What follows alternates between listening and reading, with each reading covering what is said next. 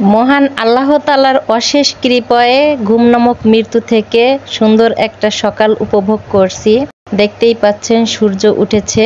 আসসালামু আলাইকুম বন্ধুরা, সবাই কেমন আছেন? আশা করি আলহামদুলিল্লাহ সবাই অনেক অনেক ভালো আছেন। যে যেখান থেকে আজকে আমার ভিডিওটা দেখছেন সবাইকে শুভকামনা জানিয়ে শুরু করছি সকালবেলার ভিডিও।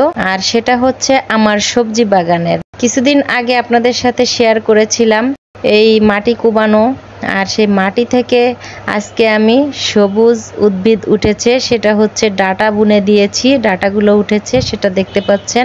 পাশে পাট ক্ষেত মানে পাট শাক বুনেছিলাম সেটাও দেখতে পাচ্ছেন। আর এখানে আছে ঝিঙ্গে গাছ, বটবডি গাছ। তো দেখেন আমার বটবডি গাছে কিন্তু আল্লাহর রহমতে এবং আলহামদুলিল্লাহ বলি অনেক বটবডি ধরেছে আর অনেক লম্বা লম্বা হয়েছে। এখান থেকে 5 থেকে 6টা বটবডি হলেই একবেলা তরকারি রান্না করা যাবে। খুব সুন্দর দেখতেই পাচ্ছেন। তো আমি আজকে বটবডিগুলো কয়েকটা উঠিয়ে নিব, খাওয়ার মতো হয়ে গিয়েছে। আর অনেক ছোট ছোট বটবডি আছে, 2-1 দিন পর পরই তোলা যাবে। তো বন্ধুরা, দুপুরে রান্নার জন্য আমি আজকে সকালবেলায় চলে আসছি আমার সবজি বাগানে। সবজি বাগানে কি কি সবজি আছে সেগুলাই আপনাদের সাথে শেয়ার করছি।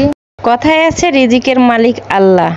তো এখন আমি বটবডিগুলো তুলে নেব যেগুলা খাওয়ার মতো হয়েছে। এই যে দেখতেই পাচ্ছেন ঘাসের সাথে পেঁচিয়ে গেছে, এটা তুলে নিলাম।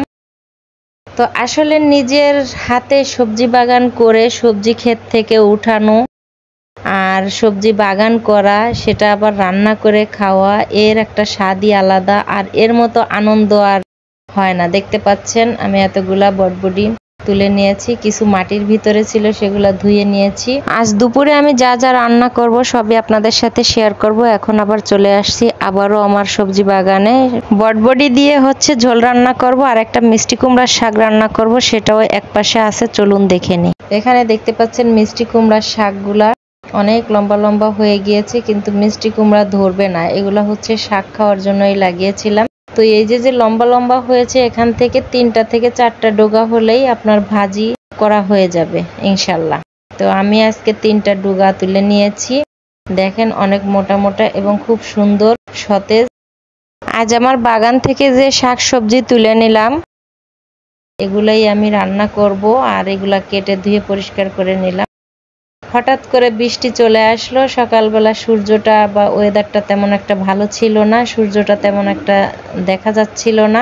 তার মধ্যে আবার শৈশবের কথা মনে পড়ে গেল। বাচ্চারা দেখেন এই বৃষ্টির ভিতরে গোসল করার জন্য অলরেডি ভিজছে, আমারও মন চাচ্ছিল। তো যাই হোক, বৃষ্টির ভিতরে আর ভেজা যাবে না, এখন রান্না বান্নায় চলে আসলাম।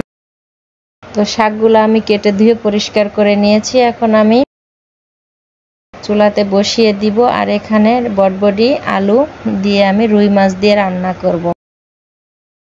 তো আমি শাকগুলা সিদ্ধ করতে দিচ্ছি হচ্ছে কাঁচা মরিচ কুচি এবং পেঁয়াজ কুচি আর কিছুটা রসুন কুচি দিয়ে কিছুটা পানি দিয়ে আমি সিদ্ধ করে নিব একটু লবণ দিয়ে। তো সিদ্ধ করা হয়ে গিয়েছে। অফ ক্যামেরায় কয়েকবার নেড়ে চেড়ে দিয়েছিলাম বন্ধুরা। তো আমার সিদ্ধ করা হয়ে গিয়েছে। আর এই যে ডাটাগুলো দেখতে পাচ্ছেন, আর এই শাকের ভিতরে হচ্ছে এই ডাটাগুলো না থাকলে ভালো লাগে না। ডাটাগুলো সুন্দর সিদ্ধ হয়ে গেছে। এখন আমি নামিয়ে নিচ্ছি। এটাকে এখন তেলে দিতে হবে। তো আমি এখানে পেঁয়াজ কুচি এবং রসুন কুচি দিয়ে পর্যাপ্ত পরিমাণ, শাকে একটু তেল বেশি দিতে হয় তাই আমি দিয়েছি। তো একটু তেল দেওয়ার পরে পেঁয়াজগুলো ভাজা হয়ে গেল। এর সাথে দিয়ে দিচ্ছি আদা রসুন এবং জিরা বাটা আর টমেটো কুচি করে দিয়েছি। এই মিষ্টি কুমড়োর শাকটা এভাবে করে রান্না করলে কিন্তু আমার ঘরে ফুরিয়ে যায় খুব তাড়াতাড়ি, আর খুব স্বাদ লাগে খেতে নাকি। আলু তো কালার আসার জন্য একটুখানি হলুদ দিয়ে দিলাম। আলুটা যাতে সাদা কালার না থাকে সেজন্যই, কালারটা তাড়াতাড়ি চলে আসার জন্য, আর খুব ভালো লাগবে দেখতেও। তো দেখতেই পাচ্ছেন তেলের উপরে দিয়ে দিলাম। তো এভাবে করে অবশ্যই আপনারা এই শাকটা ভেজে খেয়ে দেখবেন, খুবই মজা হয়, খুবই ভালো লাগে খেতে। তো আমার শাক ভাজি হয়ে গেল। এখন চলে আসছি ঝোল রান্না করব। বন্ধুরা বলতে পারেন 2 পিস মাছ কেন, আগে একদিন বলেছিলাম। আজকে যে 2 পিস মাছ, এই মাছের কাহিনীটা আগে একদিন আমি একটা ভিডিওতে বলেছিলাম, কারণ মাছটা অনেক বড় দেখতে পাচ্ছেন। মাছগুলো আমি কাটতে পারছিলাম না, এগুলো বাজার থেকে কেটে আনা হয়েছে বিধায় এত বড় বড় করে কাটা হয়েছে। তো এজন্য 2 পিস করে রেখেছি, কারণ আমরা ফ্যামিলিতে মানুষ হচ্ছে 3 জন। তো 2 পিস মাছ, যাক ফ্যামিলিতে কোনো আত্মীয় স্বজন নেই, মেহমান অতিথি নেই, আমরা 3 জন মানুষই ভাগ করে খেতে পারবো। সেই ক্ষেত্রে আমি 2 পিস মাছই রান্না করছি। আপনারা ভাবতে পারেন 2 পিস মাছ দিয়ে কিভাবে ভাত খাবে, কিন্তু আমাদের এই 2 পিস মাছ তায়ারও থেকে যাবে। মানে আমার মেয়েটা মাছ খেতে চায় না, আমার হাজবেন্ডও তেমন একটা খেতে চায় না, একমাত্র আমারই খাওয়া হয় মাছ। তা বিশ্বাস করবেন কিনা জানি না, আমার এই 2 পিস মাছ থেকে ভেঙে ভেঙে খেতে খেতে দেখা যাচ্ছে লাস্টে একটু মাছ ফেলেও দিতে হয়।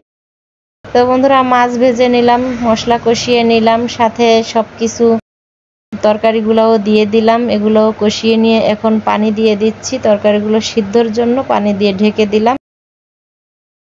তো ঢেকে দিয়ে নেড়ে চেড়ে দিয়েছি, আর এখন আবার একটু আলুটা সিদ্ধ হয়ে গেছে। এখন মাছগুলা দিয়ে দিব, দেওয়ার পরে পানি দিয়ে দিব। বন্ধুরা, আজকের ভিডিও আপনাদের কাছে কেমন লাগলো অবশ্যই লাইক কমেন্ট শেয়ার করতে ভুলবেন না।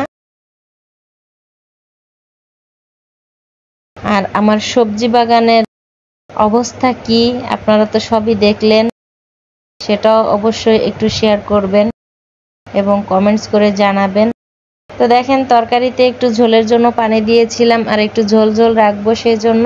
তো ঝোলটায় বলক আসার পরে আমি দিয়ে দিয়েছিলাম টমেটো, আর এখন ঝোলটা নামিয়ে নিচ্ছি। নামিয়ে নেওয়ার আগে একটু জিরা গুঁড়া দিয়ে দিলাম। ধনিয়া পাতাটা নেই, তাই ধনিয়া পাতা দিতে পারলাম না। তো বন্ধুরা, আজকের ভিডিও কেমন লাগলো আশা করি আপনাদের কাছে ভালো লাগছে। পেজ থেকে দেখে থাকলে পেজ ফলো দিবেন, ইউটিউব চ্যানেল থেকে দেখে থাকলে অবশ্যই সাবস্ক্রাইব করবেন। সবাই ভালো থাকবেন, সুস্থ থাকবেন। আল্লাহ হাফেজ।